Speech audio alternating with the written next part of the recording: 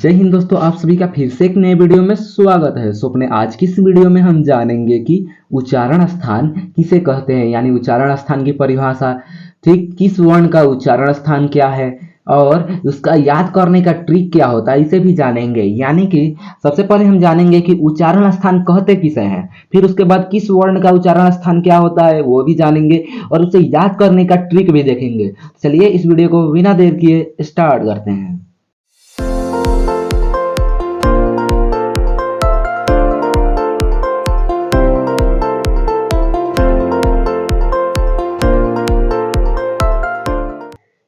दोस्तों हम सबसे पहले जानेंगे कि उच्चारण स्थान किसे कहते हैं, यानी उच्चारण स्थान की परिभाषा। ठीक, तो उच्चारण स्थान का परिभाषा कहता है कि मुख के जिस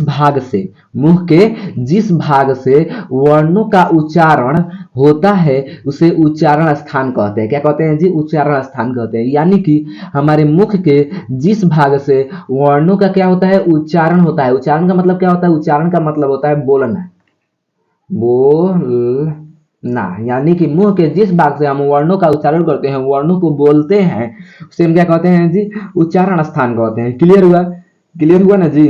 चलिए आगे बढ़ते हैं। अब बात करते हैं कि किस वर्ण का उच्चारण स्थान क्या होता है। ठीक है, जैसे हम यहाँ पर स्पर्श व्यंजन ले लिए हैं, स्पर्श व्यंजन में जान लीजिए कि किस वर्ण का उच्चारण स्थान क्या होता है। तो कंठ से जो है क वर्ग का उच्चारण स्थान होता है। कंठ से क वर्ग का उच्चारण स्थान होता है। किससे जी? कंठ से क वर्ग। तो कंठ से किसका किसका? क वर्ग में क, ख, ग, घ और अंग का उच्चारण होता है ना जी। उसके बाद आता है तालु। क्या आता है? तालु। अब तालु से च वर्ग का उच्चारण होता है। च, छ, ज, झ, इया। इसका उच्चारण स्थान क्या हो जाएगा? इसका उच्चारण स्थान हो जाएगा तालु। ठीक, उसके बाद आता है हमारा मूर्धा। तो मूर्धा से ट, ठ, ड, ढ, अण, यानी ट वर्ग का उच्चारण स्थान होता है। और उसके बाद आता है दंत। तो दंत से त वर्ग का, यानी त, थ, द, ध, न। ठीक, उसके बाद आता है ओष्ठ, यानी प, फ, ब, प, फ, ब, भ, म, यानी प वर्ग का उच्चारण स्थान। ठीक, याद कैसे रखेंगे? तो याद रखिएगा यहाँ पर के टी एम डी ओ। ठीक है, तो अब के से क्या हो जाएगा? कंठ हो जाएगा। टी से क्या हो जाएगा? टी से हो जाएगा तालु। एम से क्या हो जाएगा? एम से हो जाएगा मूर्धा। ठीक, उसके बाद क्या हो जाएगा? डी से दंत हो जाएगा और ओ से ओष्ठ हो जाएगा। क्या हो जाएगा? ओष्ठ हो जाएगा। क्लियर हुआ?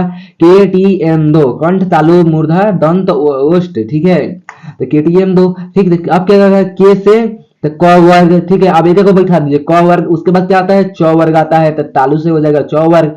ठीक है, उसके बाद क्या आता है? तो ट वर्ग आता है। ट वर्ग आता है ना जी, तो ये ट वर्ग आ जाता है। जैसे यहाँ पर मिटा दे रहे हैं पहले, उसके बाद समझा रहे हैं। ठीक है, जैसे के टी एम डी ओ। ठीक, तो के से क्या आ जाएगा? पहले क्या आता है? सबसे पहले क वर्ग आता है, तो क वर्ग में आ गया तो यहाँ वाला। ठीक, क ख ग घ अंग। ठीक है, उसके बाद क्या आता है? उसके बाद टी आता है, तो उसके बाद क्या आ जाएगा? तो टी से क्या हो गया? यहां से समझिए, के से क्या हुआ? कंठ हुआ, तो कंठ हो गया। ठीक, कंठ में उच्चारण स्थान सबसे पहले क्या आएगा? तो क ख ग घ अंग आ जाएगा। फिर टी के बाद टी आता है, इसके बाद क्या आएगा? टी। टी मतलब तालु। इतना याद रखिए, तालु। इसके बाद क्या आता है? क के बाद आ जाएगा च। च वर्ग आता है ना जी, तो च वर्ग का पूरा हो जाएगा। ठीक है, उसके बाद क्या आता है? एम। एम मने मूर्धा। एम मने मूर्धा, तो मूर्धा से क्या आ जाएगा जी? तो इसके बाद क्या आता है? च वर्ग के बाद क्या आएगा? च वर्ग के बाद आएगा ट वर्ग ना जी, तो ट वर्ग आएगा। तो ट वर्ग में ट, क्लियर हुआ? उसके बाद है डी, यानी दंत। कि डी मने दंत, और दंत मने ट वर्ग के बाद क्या आ जाएगा? त वर्ग आएगा। तो त वर्ग लगा दीजिए, त वर्ग, तो त, थ, द, न। उसके बाद क्या है? ओ है, तो ओ मने ओष्ठ। ओ मने ओष्ठ। ठीक है, ओष्ठ में कौन कौन आ जाएगा सबसे लास्ट में? तो प, फ, ब, भ, म। क्लियर हुआ? एकदम याद करना आसान है जी। ठीक है, चलिए आगे बढ़ते हैं। अब बात करते हैं, अब ये आपको याद करना पड़ेगा, ये समझ लीजिए ना। आप एक ट्रिक 7 दिन तक ले, हर दिन 5 मिनट निकालकर, 5 मिनट का आखिर 2 मिनट निकालकर, ठीक है, इसको एक एक बार देख लीजिएगा, आराम से याद हो जाएगा, जिंदगी में कभी नहीं भूलेंगे। ठीक है, एक एक बार देख लीजिएगा। ठीक है, एक नए दिन नहीं कि एक दिन रट दिए और उसके बाद छोड़ दिए। रिवीजन लगभग 7 दिन तक लेकर करना है। 2 मिनट में तो काफी है, 2 मिनट खाली। ठीक है। तो के से माने कंठ से, तो समझ लिए कंठ से क्या आ जाएगा, अ आ का उच्चारण स्थान अ आ और ह का उच्चारण स्थान जो है कंठ होता है, क्या होता है, कंठ होता है। तालु में छोटी ए बड़ी ए य स का उच्चारण, तालाब स का उच्चारण स्थान क्या हो जाएगा जी, तालु हो जाएगा। उसके बाद मूर्धा है, तो री र सा मूर्धन स का, री र मूर्धन स का उच्चारण स्थान क्या हो जाएगा, मूर्धा हो जाएगा। उसके बाद दंत है, क्या है जी, दंत है, तो दंत से ल स का उच्चारण स्थान दंत हो जाएगा, ल स का उच्चारण स्थान दंत। और क्या हो जाएगा जी, ओष्ठ है, तो उ और बड़ा ऊ का उच्चारण स्थान ओष्ठ हो जाएगा। क्लियर हुआ, ठीक। और उसके बाद आता है यहाँ पर समझिएगा कंठ तालु, ये दोनों के उच्चारण स्थान से ए आई को बोला जाता है, किसको बोला जाता है, ए आई को बोला जाता है। अच्छा देख लीजिए, ए बनने की बनता किससे है, तो ए बनता है अ जोड़ ई से, तो ए बनता है ना जी।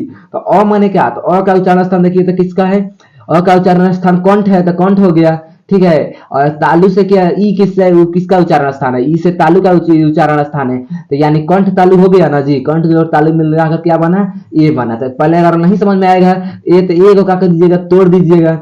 तो जैसे ही तोड़ेंगे तो अ जोड़ क्या आएगा, ई आएगा।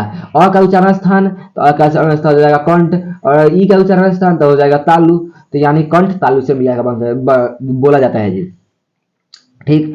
अब बात आती है कि कंठोष्ठ, ठीक है। तो कंठ जोड़ ओष्ठ, ठीक, तो कंठ जोड़ ओष्ठ से मिलकर क्या बना है, तो ओ बना है। अब कैसे है तो समझिएगा, ओ भी अ जोड़ उ से मिलकर बना है, तो अ का उच्चारण स्थान क्या हो गया, अ का उच्चारण स्थान यहाँ पर कंठ हो गया, और यहाँ पर जो है उ का उच्चारण स्थान क्या हो जाएगा, उ का उच्चारण स्थान ओ हो जाएगा ना, ओष्ठ हो जाएगा ना जी। तो यानी ओष्ठ हो गया, तो कंठोष्ठ हो गया ना जी। अब ओ जैसे, अब समझ गए ना, जैसे यहाँ पर पूरा मिटा दे रहे हैं पहले, उसके बाद समझा रहे हैं, ज्यादा गिजर मेजर हो गया है। जैसे ओ है, तो ओ का उच्चारण स्थान हमको पता करना है, ठीक है। तो हम क्या करेंगे, इसको तोड़ देंगे, तो जोड़ उ, ठीक, यही ना है। तो अ का उच्चारण स्थान क्या है, तो अ का उच्चारण स्थान कंठ है ना जी, अ का उच्चारण स्थान कंठ है। और उ का उच्चारण स्थान क्या है, तो उ का उच्चारण स्थान ओष्ठ है, तो कंठ जोड़ ओष्ठ, कंठोष्ठ से बोला जाता है ओ को। उसी प्रकार ये याद रखिएगा, ये जो वह है, तो वह किससे बोला जाता है, दंतोष्ठ से बोला जाता है, दंत जोड़ ओष्ठ से बोला जाता है जी। क्लियर हुआ, तो ये तो आपको इतना याद करना पड़ेगा, ठीक है। तो इतना याद कर लीजिएगा, ठीक। चलिए मिलते हैं अपने अगले वीडियो में, तब तक के लिए जय हिंद, वंदे मातरम।